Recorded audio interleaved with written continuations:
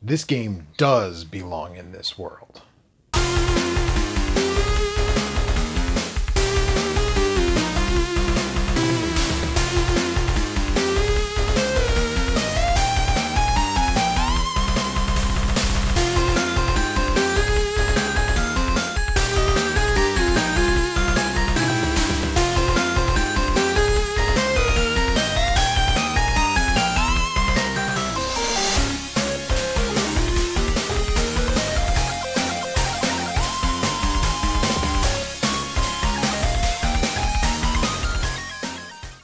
Die, monster! You don't belong in this world!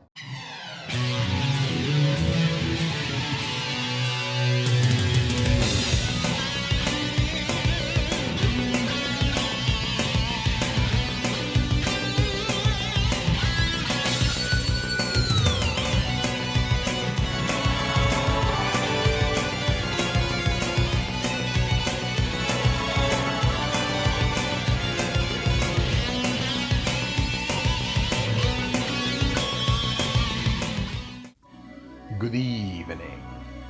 I am Joe, and this is Same Name, Different Game. In the past, I have frequently, though not always, tied my Halloween episode into whatever multi-part series I had been doing that year. But only one other time has the Halloween special been a part of that multi-part series. 5 years ago, I talked about Castlevania 3. So it felt appropriate now, when closing out the PlayStation celebration, to talk about not only one of the most influential games on that platform, but also, possibly, arguably, the high watermark of the entire Castlevania series, Symphony of the Night. So, let's get right into it with a little history. As I'm sure most people watching this show already know, the Castlevania series started on the NES with a game known in Japan as Akumajo Dracula, translated Demon Castle Dracula, on the Famicom Disk System. The game was a success, so 2 sequels were made for Nintendo's 8-bit behemoth, but they were vastly different from each other. The second entry, Simon's Quest, known in Japan as Dracula 2 no Roi no Fuin, or The Accursed Seal, changed things up with RPG elements like an open, non-linear world, as well as leveling up, talking to villagers, and buying new equipment. While it's been compared to Nintendo's Metroid, the designer behind the NES trilogy, Hitoshi Akamatsu, is said to have been more inspired by another Konami game, Maze of Gallius, for the MSX. But the final entry on Nintendo's 8-bit platform returned to the straightforward action style of the first, just with more stages, more characters, more monsters, and branching paths. The platonic ideal of a sequel, really. And that's how the series stayed for the entire following generation, with Simon's Quest living as this sort of weird experiment, much like the second Mario and Zelda games on NES. While the 16-bit era saw some amazing entries, 4 in total if you count both versions of Rondo of Blood separately, and 3 on the Game Boy, they all retained the linear style. The Sony PlayStation would change that. I have said it before, and I will say it again. Konami was firing on all cylinders during the PlayStation era. Some of their classic franchises were getting their best and most commercially successful entries to date, from Gradius to Metal Gear to Castlevania. But before we get to Symphony, we have to go back to one of those 16-bit games. While the opening stage of Symphony of the Night tells us it's the end of Bloodlines, that's wrong. Just a mistake in the text, I guess? But in fact, this is the end of the PC Engine Super CD game Akumajo Dracula X Chi no Rondo, roughly translated Demon Castle Dracula X Rondo of Blood. Rondo followed the adventures of Richter Belmont as he journeyed to Castlevania as his forefathers did to slay Dracula, and this time save some young girls kidnapped by the Count, one of whom is his fiance's sister, a young girl named Maria Renard. The first game did not get a US release until over a decade after it first came out, owing largely to the failure of the TurboGrafx in North America. While it did get a much different and less than stellar Super NES port, that wasn't until after the PlayStation and Saturn were out worldwide. So, at the time of Symphony's initial release, most players were in the dark about what was going on. But Rondo of Blood is important for another reason. A man at Konami named Koji Igarashi was working on the scenario for a game in the Tokimeki Memorial series, and was asked by the Castlevania team to help debug Rondo of Blood. Making it the first game in the series, the man fans now know better as simply Iga worked on. Toru Hagihara directed Rondo and began work shortly after on a 32X Castlevania, which was quickly abandoned for obvious reasons. From there, work began on a PlayStation game, which they wanted to make much bigger than past installments. Influenced in part by Simon's Quest, but in larger part by Zelda: Link to the Past, Hagihara and his team, which now included Iga in the assistant director role, moved forward. Partway through development, Hagihara got promoted and asked Iga to take the reins on Symphony. And that brings us right about to where we need to be. So let's talk properly about our first game for this episode, Castlevania Symphony of the Night on the PlayStation. Released March 20th, 1997 in Japan as Akumajo Dracula X Gekka no Yaso Kyoku, or Demon Castle Dracula X Nocturne in the Moonlight, then on October 2nd in North America and November 1st in PAL territories, Castlevania Symphony of the Night took critics by storm, but sadly, on initial release, did not seem to do the same with players writ large. This was, after all, the era of 3D, with rumors, and I do stress rumors abound, that Sony Computer Entertainment of America was quite discouraging of 2D games being released on the platform, though I've yet to find anyone outside of Victor Ireland of Working Designs, who also released a lot of 2D games on the PlayStation, to openly say that yes, this was the case, including anyone who worked at Sony at the time. Still, it's not hard to believe even if it's unsubstantiated. This being the case, it's a bit shocking to know that Symphony of the Night would eventually go on to become part of the Greatest Hits line of reissues, which means over time, it sold at least 1 million copies. Clearly, the critical reception coupled with word of mouth is what did it. I mean, I personally gave it a go after reading the effusive praise mags of the day were offering up, and I'm glad I did. Once the player has cleared the Rondo of Blood flashback fight with Dracula, we're given some story material about Richter subsequently disappearing, and Castlevania, a structure that is said to appear about once every 100 years like some kind of evil brigadoon, has reappeared only a few short years later. This disruption has led to Dracula's half-human son Alucard being awakened from what he planned to be an eternal slumber following the destruction of his father at the hands of Trevor Belmont. We then take control of Alucard and rush into the castle, looking to tear down Carfax Abbey, Castlevania, stone by stone, and put an end to Dad Vlad once and for all. Which, yeah, okay, there couldn't be a once and for all in this series as long as they kept selling well, but either way, Alucard is armed, not with the traditional vampire killer whip of the Belmonts, but a sword of his own, and you are just mowing down wargs and zombies right out of the gate, until death shows up and steals all your stuff. And this is the big signal that this game is unlike what you're used to in Castlevania. Alucard, now with only his fists, must build an arsenal of weapons, armor, shields, cloaks, and more to successfully commit patricide. And alongside all of that, he'll discover new vampiric powers, from his Castlevania 3 bat transformation to wolf and mist forms, as well as magic spells the player can execute with Street Fighter-style command inputs, plus a few helper characters known as familiars, each with unique talents. As in the other Metroidvanias that followed, the castle is one big continuous map, allowing the player to explore at their leisure, looking through the nooks and crannies to find every weapon, every life extension, every secret. Sometimes your progress is gated by an ability you don't have yet, a double jump, or the ability to become mist. But before long, you'll have all the traversal tools you need. And that's honestly part of what I love about this particular game. A lot of games in this genre withhold new abilities to gate off areas until the late game, but this one gives you everything you'll need to get just about everywhere, a quarter of the way in. Progress isn't gated by your ability to jump higher in the back half of Symphony, but by how well you've explored the castle. Making it to the second half requires a certain story item that you'll only find if you've been thorough. Getting the best ending requires a certain percentage of map coverage, so it's in this way, as well as the better weapons and gear you can find, that the game encourages exploring the latter parts, not by simply saying, you can't go there because you don't have a magic thingamabob that lets you in the door.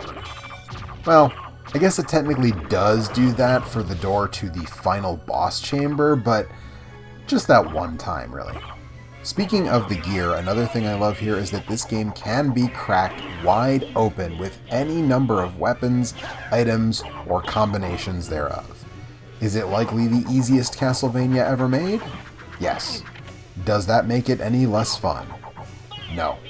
Between the Shield Rod, the Chrysogrim, the Fist of Tulkas, and more, you can absolutely dominate in this game, and it feels great. But if you want a challenge, just don't use any of those things. Go for a minimalist playthrough, or do a speed run, or use the luck code. I love that code, and speaking of it, let's talk post-game content. One thing I quite honestly miss about games from before every console had internet access is cheats and secrets that now so often come in the form of paid DLC. Even the Resident Evil 2 remake from last year allowed you to pay for the hidden weapons.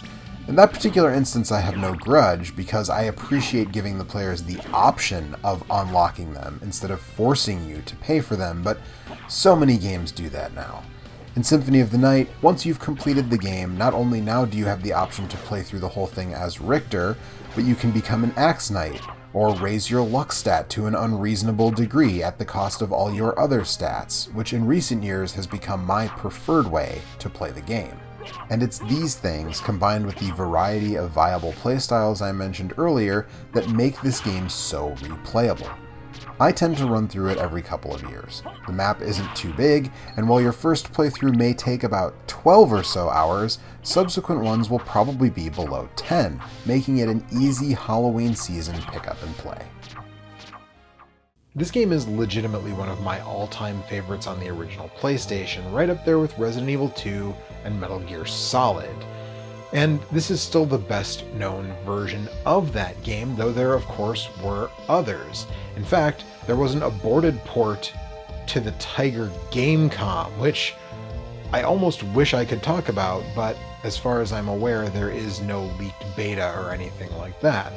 Tiger also did make a handheld version, a regular LCD handheld version, because that was apparently still a thing we were doing even in the late 90s. But I'm not talking about that. What I will talk about is the Sega Saturn version, after these important messages. Konami's Castlevania The Adventure for Nintendo's Game Boy. With a maze of vampire crypts and unearthly evils, it is about to sink its fangs into you. You left him for dead in Konami's Castlevania. How foolish to presume he'd perish without leaving a curse. For now, in Simon's quest for Nintendo, fate stalks your very being, and you'll need more than clues from cowardly villagers to survive when day turns into night. But just keep telling yourself it's only a video game. It's only a... Huh?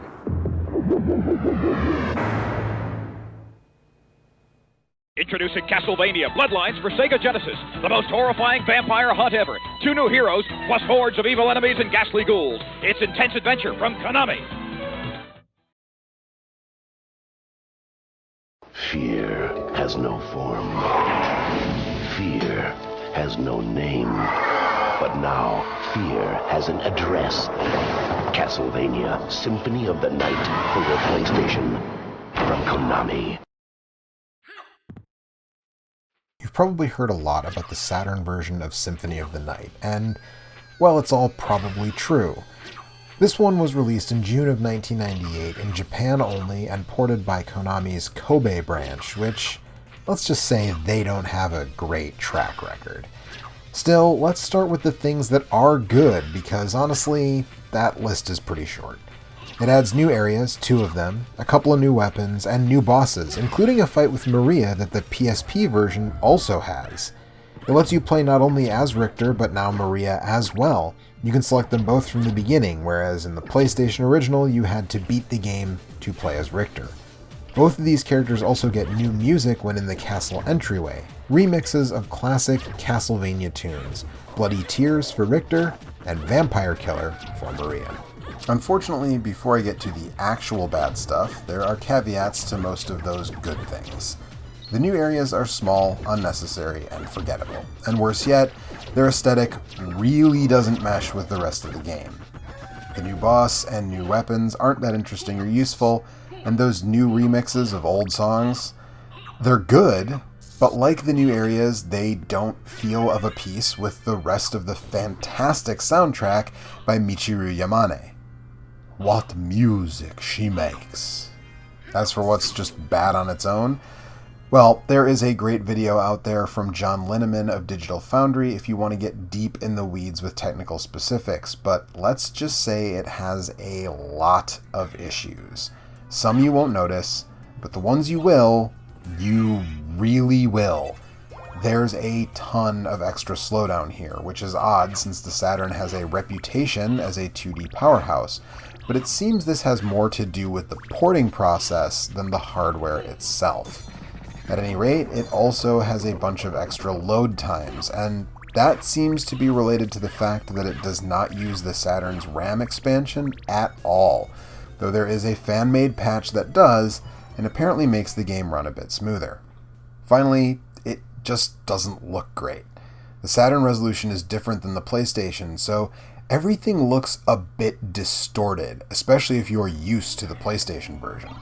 More noticeable still, there's a bunch of dithering here where there were transparencies on the PS1. The Saturn is capable of transparency effects, but it was hard to do, and it seems like the team here just did not have the time to implement them in all cases. Ultimately, the Saturn version in 1998 was an any port in a storm situation for people who had Saturns and not PlayStations. But now, given the obscenely high price tag and the poor technical performance, it's little more than a curio. And I guess you might be able to say that about our next version as well, for the PSP, but at least this one's easy to get your hands on.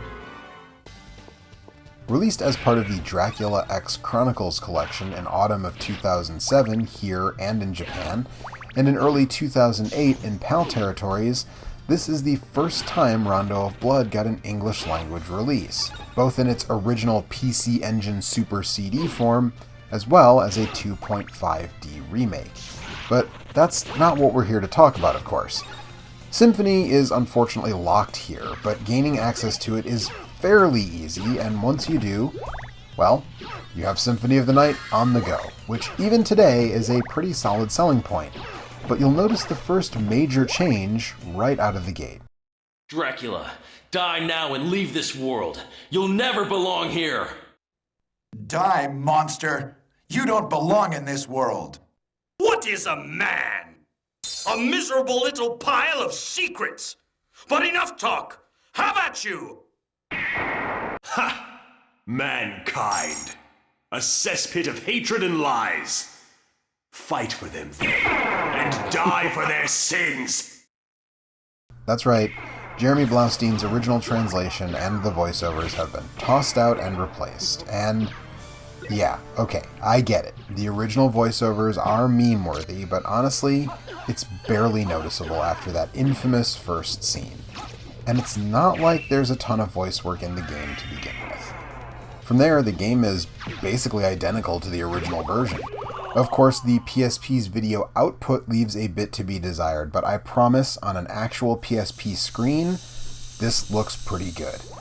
And it plays as you expect, with the only real problems I had being that the placement of the start button had me accidentally pausing a lot when using the shield rod combos, and the lack of 2 shoulder buttons on each side on a standard PS1 controller means you have to hold both the PSP shoulder buttons down to use the mist transformation, which was a little annoying. And of course, this game also has what is ultimately an exclusive bonus in the form of Maria. Yes, she is in the Saturn port, but for this version, which was overseen by Iga himself, unlike the Saturn version, she plays completely differently. She also, like Richter, is only usable after completing the game, unlike on Sega's platform. While the Saturn Maria uses a Mega Man-esque charge shot, this incarnation uses her birds, as in Rondo of Blood. Her sub-weapons are also different. On Saturn, she uses the same sub-weapons as Richter, while her animal buddies from Rondo are turned into button combinations, like Alucard's spells. But here, she gets her animal sub-weapons, again as in Rondo, including their item crashes, similar to that game, and a Contra 3 style ability to hold 2 at once and swap between them. Her high jump also uses an animal buddy, whereas in Saturn she just does a Richter style high jump. The Saturn Maria has a kick attack and running jump kick that this version simply doesn't have an equivalent to. And finally, the movement is different. Saturn Maria moves much slower than PSP Maria by default, because PSP Maria is always running, and additionally has left and right quick movements with the shoulder buttons, similar to Alucard's backdash, which Saturn Maria is lacking. Symphony of the Night has also been re-released under emulation a handful of times. First on the PS3 and PSP as a PS1 classic. That version is still available and is pretty cheap. Also still available and pretty cheap is the Xbox Live Arcade version, originally released for 360, but playable on Xbox One. Finally, there's Castlevania Requiem, a PS4 exclusive downloadable title that bundles the PSP version of Symphony of the Night alongside the original PC Engine Super CD version of Rondo of Blood, both running in emulators. Now, I'm not going to comment on the quality of all of these emulators. There are folks who have done that much better than I could, but I'm made to understand that they all run well enough if you want to check them out. Now let's do like we always do and take a look and a listen side by side.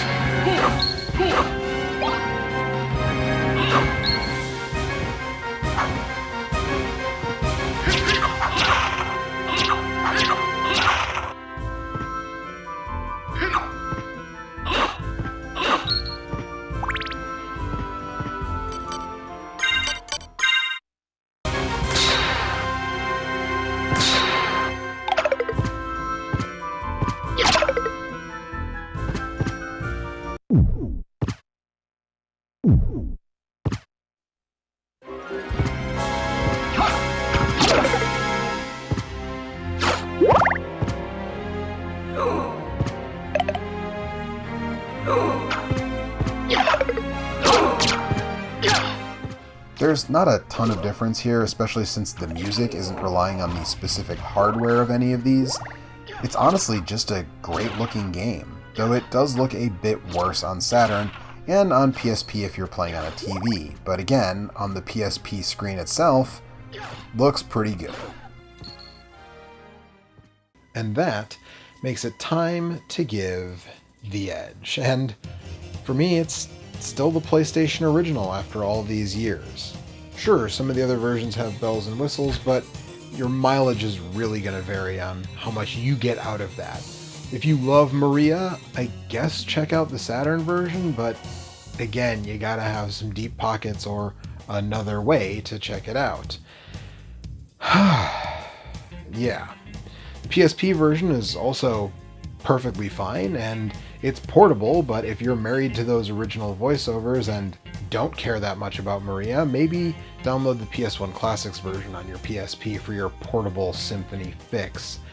And of course, on new hardware, well, there's the Requiem Collection, which is only $20 and includes Rondo of Blood, but doesn't include the 2.5D remake of Rondo of Blood, and a disc-only copy of the Dracula X Chronicles is about the same price. And that would normally be it, but this is the frightening conclusion of the PlayStation celebration, which means we're going to now talk about the PlayStation's end of life. The PlayStation, as I said at the beginning of all this, remains one of the best-selling game systems of all time, and one of the few home systems to surpass 100 million units shipped. Sony took their power as a worldwide electronics giant and really put it to use, and game players reaped the rewards with an incredible library of games that I hope I've shown over the last 3 months still stand up in a lot of ways. The relatively cheap price of producing and distributing games led to developers and publishers taking chances, which produced some of the most noteworthy game series that began on the platform. And from there, Sony would outdo themselves when the PlayStation 2 launched 20 years ago this month, going on to become the single best-selling home game console in history. But that didn't mean the PS1 got mothballed right away. The final US release didn't come until 2004, in the guise of EA's FIFA Soccer 2005, and the final Japanese title, a budget release of the original Strider from Capcom, came in October of 2006, mere weeks before the PS3 hit shelves. The Sony PlayStation signaled a sea change in video games. They were no longer toys. They were for everyone, from children to adults. It was the first system with 3D games that was commercially successful. It was the first system to truly challenge Nintendo's home console dominance, though I think that they took some tips from Sega of America's success with the Genesis. For good or for ill, the Sony PlayStation was the bridge from where video games were to where they are. So, happy 25th North American birthday, PlayStation. And to you all, I say, happy Halloween. Explore a haunted castle, a foggy resort town, a zombie-infested mansion. And I'll see you next time, right here, on Same Name, Different Game. Hey everyone, it's Joe, and I just want to thank you so much for watching. And huge thanks to Corey from My Life in Gaming for sending me real hardware Saturn footage to use in this video, since I had to play the game on an emulator. If you're somehow watching this channel and haven't seen their stuff, there's a link in the description. If you liked what you saw here, do all the stuff the algorithm demands. Like the video, subscribe if you haven't, hit that stupid bell, and comment below telling me which Castlevania is your favorite. If you really liked what you saw here, consider supporting the show via Patreon or YouTube membership. Keeps the channel ad-free and gets you early access to new videos, your name here with these cool people, and more. There are also links in the description for merch and affiliate links to small businesses I think are cool. If you want more spooky game videos, the Halloween playlist is on the left, and if you want to relive the PlayStation celebration, that playlist is on the right.